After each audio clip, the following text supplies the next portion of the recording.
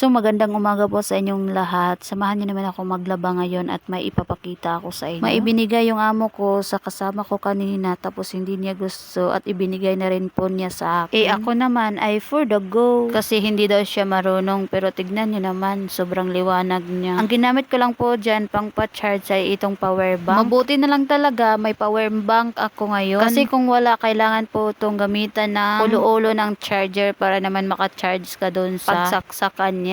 Ito palang power bank na to ay ibinigay din sa anak ng amo ko. Kaya halos gamit na gamit ko talaga dito. At tignan nyo naman ay sobrang liwanag niya. Maaga nga dito pero mukha pa rin gabi kasi nasa loob ako ng kwarto. Tapos nung pagising ko kanina ay medyo nag-ambon kaya naman sobrang dilim. At ito nga pala yung paglalagyan niya at pwede din yan ilagay sa laptop. Iilaw din yan pag may kuryente yung laptop, yung hindi lubat. Ito nga pala yung brand niya, o diba? Sweeto-sweeto ka na talaga ninin. Akala ko talaga paglagay ko sa power bank kanina ay hindi iilaw. Kaya naman sobrang tuwa ko talaga kasi may bago na naman akong ring light. Hindi na naman ako madilim tignan. At ayun na nga, makalipas nga ng ilang minuto ay naglaba na rin po ako at may kasaman nga akong isa. At sinamahan nga ako ni Tope, nandun siya banda sa CR. Pag naglalaba talaga ako ay palaging nandyan si Tope. Gusto rin niyang maglaba ba? Agoy. Nang time na yan ay nagpa-music ako para naman hindi ako maboring. At itong aso na to ay gusto ring makinig sa aking music kaya naman nandyan talaga siya palagi kapag naglalaba na ako. Gusto baga niyang may music ba? Kung tao pa lang talaga to si Tofi. Siguro mahilig siguro tong magkanta. Kasi sa tuwing naglalaba ako nandyan talaga siya palagi kapag may music.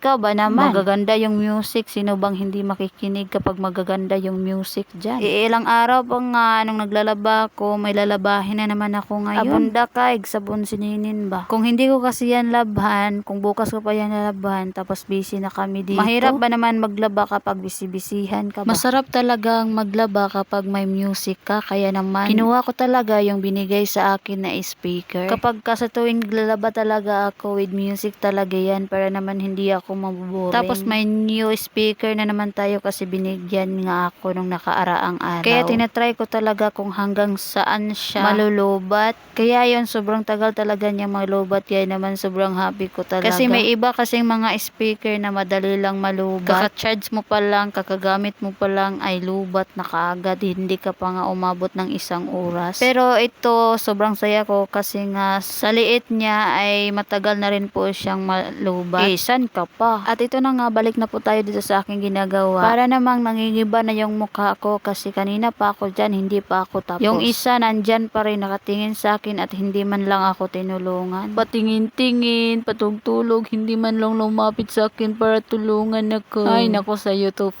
para na nga akong tinatamad dito kasi nga sobrang tagal ko talagang natapos. Tapos yung aking video palagi pa akong nagpo-post kasi kailangan ko i-post kaagad yung aking video para naman hindi madaling ma-pull yung aking cellphone. Kaya naman ganyan talaga yung itsura ko ngayon. Nakikita nyo ba yung may puting sinina dyan? Dyan ko po nilagay yung remote ng aking tripod para naman hindi mahulog sa tubig at para naman hindi mabasa na rin at para hindi naman po ako mahirapan pa. At ayun na nga, natapos na po ako sa aking mga damit. Isunod ko na naman po yung aking mga tibak. Ganyan talaga ako maglalaba, usahay guys. Minsan i-separate ko yung mga tibak, minsan ay hindi kasi tinatamad na ako. At ayun na nga, medyo umambon nga dito banda kaya naman kalaunan ay uulan na rin po. Makalipas nga ng ilang minuto, may pangloob ako na sinilas na lalaban ko ngayon kaya naman nilagyan ko talaga ng powder para naman ibabad ko lang po yan ng ilang oras para naman matanggal talaga yung madudumi niya. At inilagay ko nga dyan para naman mainitan ba. Nilalamig kasi yung aking sinilas kaya naman binilad ko talaga. At ito na nga,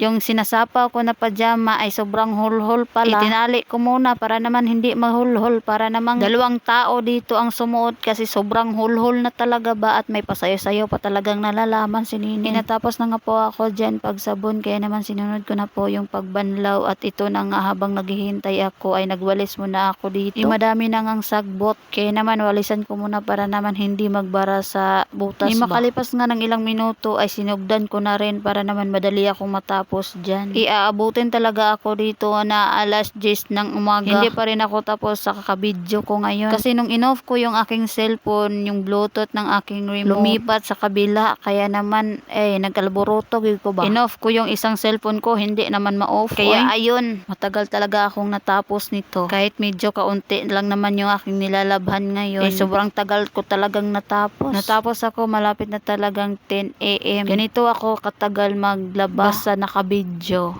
Kasi yung cellphone ko kung saan-saan na lang talaga makapwesto. Sobrang likot ng kamay ko kaya naman natagalan talaga ako sa aking paglalaba. Kung ano-ano na lang yung promahan ng aking video ngayon. Sana naman ay hindi kayo malibat. Makalipas nga ng ilang minuto ay pangalawang banlaw na rin po ako at ito nga ako ngayon. Naghihintay po ako kung kailan mapuno yung aking planggana. Naglagay na pala ako ng pabango ng aking mga sinina dyan tapos nagantay lang po ako ng ilang minuto kasi matagal mapuno yung aking planggana. Panglas na kasi to kaya naman hinihintay ko talaga ng ilang minuto. At ayun na nga, nung natapos na nga akong magbanlaw ay binanlawan ko po yung mga tiles dito kasi madaming mga buling. At tinatapon ko na nga yung maduduming tubig dyan sa may jumbo. Para naman hindi mabaho kasi kung mabaho dyan na iwan ko na lang. Kailangan talaga itapon na yung mga maduduming mga tubig para naman hindi tayo kadinggi dito. Pero ganun pa man ay sayaw-sayawan ko muna para dyan. Naman ay ma-exercise yung aking katawan. Dili na madawala og exercise ni kay murag budahan na kay ka. Agay.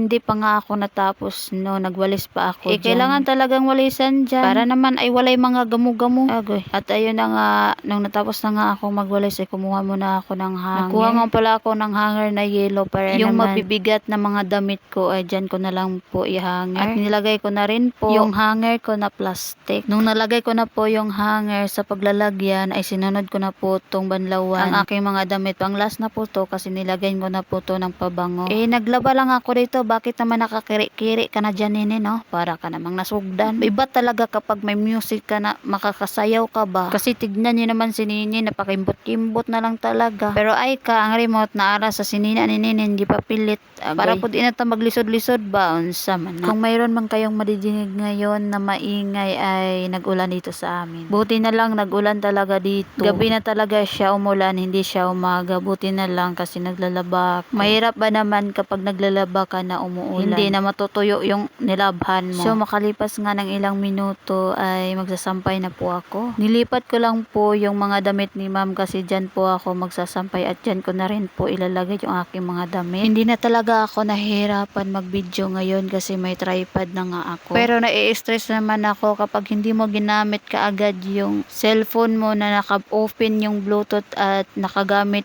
yung remote niya ay maghahang talaga yung aking cellphone as in. Hindi ko talaga alam kahit anong gawin ko, mag-off man ako, matagal talaga siyang ma-off. Iwan ko ba, 2 beses ko na tong na subaybayan. Subaybayan. Na ganito talaga ang mangyayari. Kapag ka in-off mo yung cellphone mo na hindi mo in-off yung Bluetooth at na-offen yung remote ng tripod, ay ganun talaga ang mangyayari. Maghahang siguro yung cellphone mo. Agay. Makalipas nga ng ilang minuto sa kakabidyo ko, ito na nangyari sa hanger ko. Naputol na. Hindi lang isa yung naputol, 2 pa. Agoy ninin, makakabili ka na naman ulit nito. Buti na lang sa'yo yung hanger.